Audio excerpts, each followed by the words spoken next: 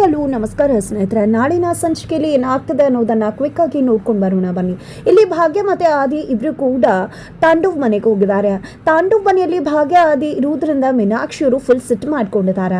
ಆದಿಗೆ ಕಾಲ್ ಮಾಡಿದ್ರೆ ಯಾಕೆ ಮನೇಲಿಲ್ಲದೆ ಎಲ್ಲಿ ಹೋಗಿದಾರ ಅಂತ ಕೇಳಿದಾಗ ತಾಂಡವ್ ಮನೇಲಿ ಇದ್ದೀನಿ ಅಂತ ಆದಿ ಹೇಳ್ತಾರೆ. ಈ ವಿಷಯ ಕೇಳಿದ್ರೆ ಮೀನಾಕ್ಷಿ ಅವ್ರಿಗೆ ಸಿಟ್ ಆಗುತ್ತೆ. ಜೊತೆಗೆ ಇಲ್ಲಿ ಆದಿ ಕೂಡ 5 ನಿಮಿಷದಲ್ಲಿ ಬರ್ತೀನಿ ಅಂತಾರೆ.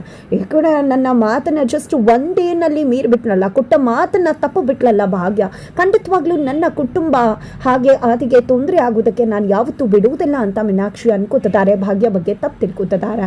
ತದನಂತರ ಇದ ಕಡೆ ಆದಿ ಮತ್ತೆ ಭಾಗ್ಯ ತನ್ಮಯ್ಗೆ ಹೊಸ ಬಟ್ಟೆ ಕೊಟ್ಟಿದ್ದೆ, ಮನೆಯವ್ರು ಎಲ್ರಿಗೂ ಕೂಡ ಹೊಸ ಬಟ್ಟೆ ಕೊಟ್ಟು ಎಲ್ಲರನ್ನ ಕೂಡ ಪೂಜೆ ಕರ್ಕೊಂಡು ಬರಬೇಕು ಅನ್ಕೋತಾರೆ. ಬಟ್ ಆ ಪೂಜೆಗೆ ಟೈಮ್ ಆಗ್ತಿರೋದ್ರಿಂದ ಆದಿ ಮತ್ತೆ ಭಾಗ್ಯನೇ ಅವ್ರನ್ನೆಲ್ಲ ಬನ್ನಿ ಅಂತ ಹೇಳಿ ಹೊರಟು ಬಂದ್ಬಿಡ್ತಾರೆ. ಈ ಕಡೆ ಅಷ್ಟರಲ್ಲಿ ಆಲ್ರೆಡಿ ಇನ್ನೂ ಕೂಡ ಪೂಜೆಗೆ ಬಂದಿಲ್ಲ, ಮುಹೂರ್ತ ಮೀರ್ತದೆ ಅಂತ ಪುರೋಹಿತರು ಹೇಳಿದಾಗ ಮೀನಾಕ್ಷಿ ಅವರು ಪೂಜಾ ಮತ್ತೆ ಕಿಶುರ್ನಿ ಪೂಜೆಗೆ ಕುತ್ಕೊಳ್ಳಿ, ನೀವೇ ಪೂಜೆಗೆ ಕುತ್ಕೊಳ್ಳಿ ಅಂತ ಹೇಳ್ಬಿಡ್ತಾರೆ. ಅಷ್ಟರಲ್ಲಿ ಭಾಗ್ಯ ಮತ್ತೆ ಆದಿ ಕರೆಕ್ಟ್ ಆದ ಸಮಯಕ್ಕೆ ಬರ್ತಾರೆ.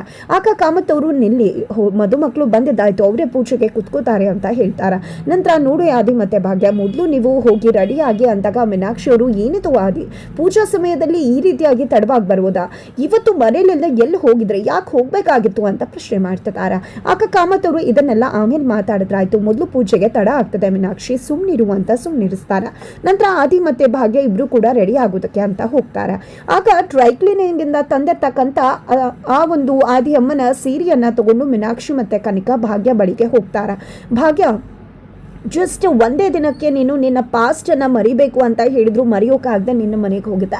ಇದ್ರ ಬಗ್ಗೆ ನಾನು ಆಮೇಲೆ ಮಾತಾಡ್ತೇನೆ, ಮೊದಲು ಈ ಸೀರೆಯನ್ನು ಉಟ್ಕೊಂಡು ನೀನು ಪೂಜೆಗೆ ಬಾ ಅಂತ ಹೇಳಿ ಮೀನಾಕ್ಷಿ ಮತ್ತೆ ಕನಿಕಾ ತಿಳಿಸ್ತಾರೆ. ನಂತರ ಭಾಗ್ಯ ಕೂಡ ಸೀರೆಯನ್ನು ವೇರ್ ಮಾಡೋದಕ್ಕೆ ಅಂತ ಮುಂದಾಗ್ತಾರೆ. ಬಟ್ ಸೀರೆ ಸುಟ್ಟು ಹೋಗಿರುತ್ತೆ. ಅದನ್ನ ನೋಡಿದಂಥ ಭಾಗ್ಯಗೆ ಏನು ಮಾಡಬೇಕು ಗೊತ್ತಾಗೋದಿಲ್ಲ. ಈ ಕಡೆ ಕನಿಕಾ ಬೇರೆ ಸೀರೆ ಉಟ್ಕೊಂಡು ಬರ್ತಾಳೆ, ಅವಳಿಗೆ ಸರಿಯಾಗಿ ಅವಮಾನ ಮಾಡಬೇಕು ಅಂತ ಕಾಯ್ತಿದ್ದಾಳೆ. ಆದರೆ ಭಾಗ್ಯ ಮಾತ್ರ ಅದೇ ಸೀರೆಯನ್ನು ಹುಟ್ಟಿ ಬರ್ತಾರೆ. ಹಾಗಿದ್ರೆ ಭಾಗ್ಯ ಹೇಗೆ ಆ ಸೀರೆಯನ್ನು ಉಟ್ಕೊಂಡು ಬರ್ತಾರೆ, ಸವಾಲನ್ನ ಹೇಗೆ ಎದುರಿಸಿದ್ರು, ಆ ಒಂದು ಪೂಜೆಗೆ ಏನಾದ್ರೂ ತಾಂಡವ್ ಬರೋ ಸಾಧ್ಯತೆ ಇದೆಯಾ, ಏನಾಗತ್ತೆ, ಇದು ಎಲ್ಲವನ್ನ ಕೂಡ ತಿಳ್ಕೋಬೇಕು ಅಂದ್ರೆ ಮುಂದಿನ ವಿಡಿಯೋಗೆ ವೇಟ್ ಮಾಡೋದನ್ನ ಮರಿ.